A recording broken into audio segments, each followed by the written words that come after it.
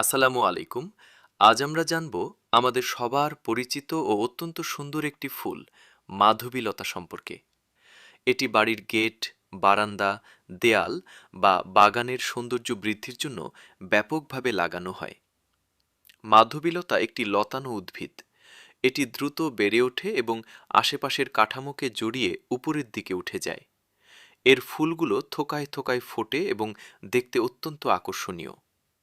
বৈশিষ্ট্য হল এর রং পরিবর্তন। নতুন ফুটলে ফুলটি সাধারণত সাদা রঙের হয়।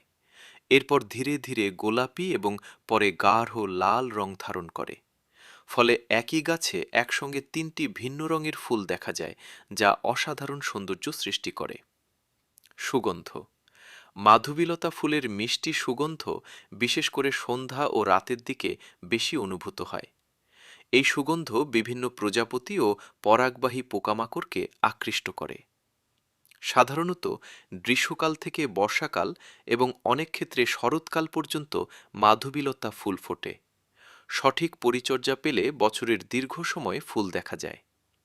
মাধবীলতা গাছ রোদ পছন্দ করে। উর্বর ও পানি নিষ্কাশনের সুবিধাযুক্ত মাটিতে এটি ভালো জন্মায়।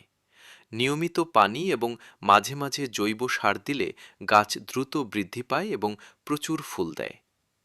মাধবীলতা শুধু সৌন্দর্যই বাড়ায় না, এটি বাগানে প্রজাপতি ও উপকারী পোকামাকড় আকর্ষণ করে। ফলে পরিবেশের জীববৈচিত্র্য রক্ষায়ও ভূমিকা রাখে। একই ফুলের রং পরিবর্তনের কারণে মাধবীলতা অনেক মানুষের কাছে বিস্ময়ের ফুল হিসেবে পরিচিত। এর মনোমুগ্ধকর সুবাস ও রঙের বৈচিত্র্য একে বাগানপ্রেমীদের অন্যতম পছন্দের ফুলে পরিণত করেছে।